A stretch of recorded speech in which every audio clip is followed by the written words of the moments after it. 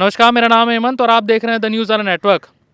रुड़की में बीजेपी के एमएलए को नैनीताल हाईकोर्ट से बड़ा झटका लगा है। जो निर्माण को लेकर जो 2015 में उनको नोटिस दिया गया था हरिद्वार विकास प्राधिकरण से, उस पर जाकर अब फैसला आया है और उसको 2 हफ्ते में ध्वस्त करने के लिए कहा गया है हाईकोर्ट की तरफ से, और हरिद्वार विकास प्राधिकरण से रिपोर्ट मांगी गई है इन 2 हफ्तों में।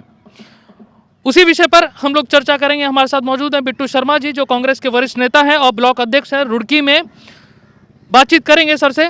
सर, बहुत बहुत स्वागत आपका द न्यूज़ वाला नेटवर्क में। जिस तरीके से जो ऑर्डर आया है 2015 का ये मामला था, उस पर आप एकदम मुखर हैं, कांग्रेस पार्टी भी मुखर है उस मुद्दे को लेकर जो ध्वस्त करने के आदेश दिए गए हैं। तो क्या ऐसी दिक्कतें हैं सर उसमें जो आप लोग इतने मुखर हैं? क्योंकि हाईकोर्ट की तरफ से तो फैसला आ ही चुका है उसको ध्वस्त करने का, तो उस पर इतना मुखर होने की क्या ज़रूरत है? मैं ये कहना चाहता हूँ जी कि जब कोर्ट ने आदेश दे दिया है 14 दिन में उसे ध्वस्त करें, तो अभी तक कोई प्रक्रिया इस तरह की कोई दिखाई नहीं दे, ना विकास प्राधिकरण में, ना शासन या प्रशासन में किसी कोई इस तरह की कोई दिखाई नहीं दे रहा है कि ऐसा कुछ होने जा रहा है। जी।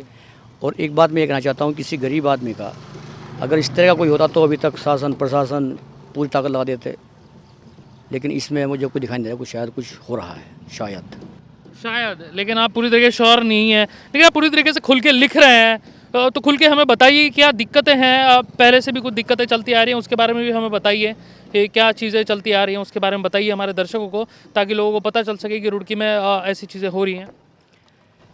रुड़की के 15 साल का आप इतिहास उठा कर देख लें। जी। पहले चेयरमैन रहे, अब 2 बार से विधायक हैं। इस तरह की गलतियां ये कोई नई बात नहीं है, बहुत सारी गलतियां हो रखी हैं। इनकी वाइफ के नाम एक लोन है उत्तराखंड पर्यटन विभाग से। एक ज़मीन के मामले में 420 का मुकदमा लगा हुआ है जी। और एक ज़मीन इधर आदर्श नगर में है, उसमें भी ऐसा ही कुछ मैटर है। बहुत सारी समस्याएं, लेकिन लोग बात ध्यान नहीं दे रहे इस बात का। तो मेरा कहना यह है कि हाई कोर्ट ने जो कहा है उस पर शासन प्रशासन अपनी कार्रवाई करे। बाकी एक PIL मैं भी डालूंगा हाई कोर्ट में, अगर नहीं कार्रवाई होगी तो। अच्छा, नहीं कार्रवाई होगी तो इंडिविजुअल भी आप बहुत सारे चीज़ें कर रहे हैं, लिख रहे हैं खुल के कि शायद बीजेपी के अगेंस्ट, कि बीजेपी से ऊपर है कानून, तो इस तरह की चीज़ें भी आप लिख रहे हैं, उसके बारे में बताइए। भारतीय जनता पार्टी के मोदी जी, त्रिवेंद्र सरकार, ये सब लोग कहते हैं कि हम भ्रष्टाचार हमारी समझ हमारे नहीं हो रहा है, भ्रष्टाचार कोई नहीं कर रहा है। अरे भैया, आपका विधायक इतना बड़ा भ्रष्टाचार कर रहा है, इतनी बड़ी बिल्डिंग बिना नक्शा पास कराए 2 बार नोटिस आने के बाद भी इतनी बड़ी बिल्डिंग बन गई है, भ्रष्टाचार नहीं तो और क्या है। जी।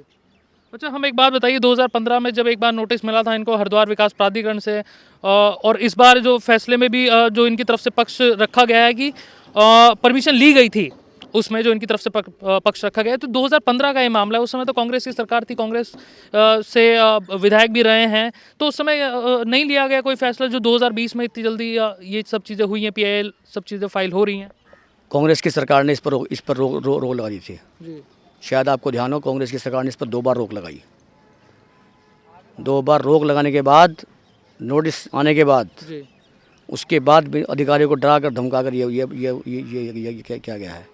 और एक बात मैं आपसे बता दूं, और अगर ये इसकी परमिशन होती और नक्शा पास होता तो हाई कोर्ट इतना बड़ा निर्णय नहीं लेता। अच्छा, चलिए, बहुत बहुत शुक्रिया अपनी राय रखने के लिए।